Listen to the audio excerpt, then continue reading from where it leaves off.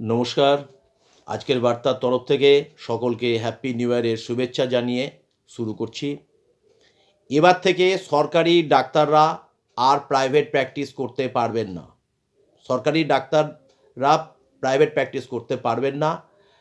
করতে গেলে তাদেরকে স্বাস্থ্য ভবন থেকে এনওসি বা নো অবজেকশন সার্টিফিকেট অবশ্যই নিতে হবে এবং যারা শিক্ষক ডাক্তার তাদেরকে তারা 9টা থেকে 4টে পর্যন্ত তারা কোনো চিকিৎসা করতে পারবেন না বা প্রাইভেট চেম্বার করতে পারবেন না।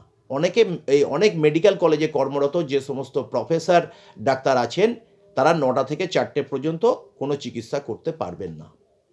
এবার প্রশ্ন হচ্ছে, যে নিষেধাজ্ঞা নবান্ন বা স্বাস্থ্য সচিব নারায়ণ বিশ্বাস কর্তৃক ঘোষণা করা হয়েছে, সেটা হয়েছে যে যদি কোনো ডাক্তার প্রাইভেট প্র্যাকটিস করতে যান তাহলে স্বাস্থ্য ভবন থেকে অবশ্যই এনওসি বা নো অবজেকশন সার্টিফিকেট নিতে হবে এবং কর্মক্ষেত্র থেকে সেই ডাক্তাররা 20 কিমির বাইরে চিকিৎসা করতে পারবেন না।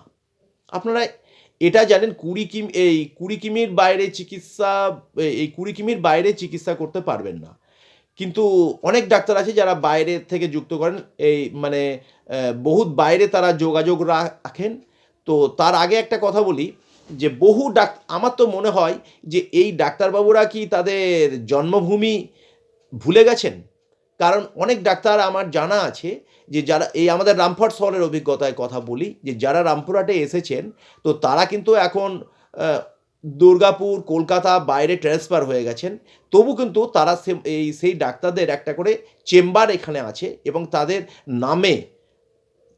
নামে চেম্বার চলছে এবং সেই ডাক্তাররা সপ্তাহে 1 দিন বা মাসে 2 দিন এইভাবে তারা নিয়মিত আসছে।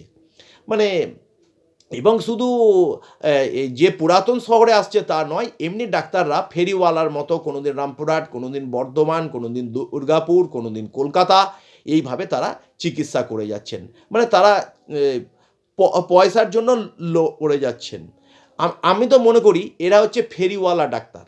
কারণ এরা ডাক্তারি ফেরি করেন। অন্যান্য ফেরিওয়ালারা যেমন ঘুরে ঘুরে বেড়ায়, এরা এরকম ফেরিওয়ালা ডাক্তার বা আবার পরিযায়ী ডাক্তার বলা হয়েছে। এবং মজা করে আবার এনাদেরকে ডিস্ট্রিক্ট শহরকে নার্সিংহোম নগর বলা হচ্ছে। কারণ গ্রামের ডাক্তাররা ডিস্ট্রিক্ট টাউনকে তাদের একটা নার্সিংহোম বা কর্মক্ষেত্র বলা হয়েছে। যেমন আমাদের রামপুরহাট মেডিকেল কলেজে রূপান্তরিত হয়েছে। তবু কিন্তু এখানকার ডাক্তাররা হামেশাই বলতে থাকে যে আপনারা বর্ধমান যান। অনেক পেশেন্ট বা কোনো সিরিয়াস মুমূর্ষ পেশেন্টকে বর্ধমানে পাঠানো হচ্ছে। কিন্তু প্রশ্ন হচ্ছে যে যখন মেডিকেল কলেজ, তাহলে মেডিকেল কলেজ থেকে কেন সিরিয়াস চিকিৎসা ছাড়া কেন সেই পেশেন্টকে বাইরে পাঠানো হবে বা বর্ধমান মেডিকেল কলেজে কেন তাদেরকে পাঠানো হবে? রামপুরহাট মেডিকেল কলেজে কি তাহলে তার কোনো পরিকাঠামো নেই? তাহলে সেই প্রশ্নটার ডাক্তাররা বলুক। আচ্ছা, আর যেটা হচ্ছে যে সরকারি কোয়ার্টারকে ডাক্তাররা নিজেদের ব্যবসার জায়গায় পরিণত করেছেন। সরকারি কোয়ার্টার বললে একটা কথা আছে, যে কোনো সরকারি প্রতিষ্ঠান যদি বলা হয়, সে অফিস আদালত থেকে স্কুল কলেজ, সেখানে কিন্তু কেউ পার্সোনাল ব্যবসা করতে পারে না। এটা তো আমার জানা নাই কোনো অফিস আদালত বা ইত্যাদিতে হয়েছে কিনা। হ্যাঁ, বা এই যে আমাদের যে রেলের যে কোয়ার্টারগুলো আছে, সেখানে কি আপনারা একটাও দেখাতে পারবেন যে সেখানে কোনো বড় সড়ো কোনো দোকান বা প্রতিষ্ঠান চলছে? বা বিশেষ করে এখন তো পেপার খুললেই দেখা যাচ্ছে যে রেল রোজই নিজের জায়গায় রেলের ফুটপাতে যে সমস্ত দোকানপাট আছে ছোটোখাটো, তো সেই ব্যবসায়ীদেরকে রোজ তুলছেন। আজও আমাদের রামপুরহাটে তুলেছে বলে খবর পাওয়া গেছে। তো তাহলে একটা সরকারি যেখানে কোয়ার্টার, যেটা ডাক্তারদের আবাসন, সেখানে ডাক্তাররা কি করে নিজেদের ব্যবসা ক্ষেত্র সেখানে পরিণত করেন? এবং এতদিন ধরে ডাক্তাররা এই ধরনের অন্যায় করে এসেছেন, রোগীদের সাথে অন্যায় করেছেন এবং সমাজের সাথে অন্যায় করছেন। আচ্ছা, আর কি হচ্ছে, এই ডাক্তাররা আবার প্রাইভেট প্র্যাকটিসের নামে আবার মানুষকে প্রতারণা করেছেন। কী রকম প্রতারণা? এই যে সমস্ত চিকিৎসকরা, অধিকাংশ সরকারি চিকিৎসক যারা প্রাইভেট চেম্বার করেন, তারা প্র্যাকটিস করি না বলে হসপিটালে তারা মুচলেখা দিয়ে আসছেন। কিন্তু আবার সেই ডাক্তাররাই যে প্রাইভেট প্র্যাকটিস করি না বলে তারা 15 থেকে 22% ইনক্রিমেন্ট মেডিকেল অ্যালাউন্স বা ইনক্রিমেন্ট ভোগ করছেন, এবং এটা এই সিনিয়র ডাক্তার বেসিসে তারা 20 থেকে 30% তারা মেডিকেল অ্যালাউন্স ভোগ করছেন। আবার এইদিকে চুটিয়ে রোগী দেখেও এই রোগী দেখেও প্রচুর পয়সা গোটাচ্ছেন, অর্থাৎ সরকারকে ঠকাচ্ছেন এবং সাধারণ রোগীদিকে ঠকাচ্ছেন।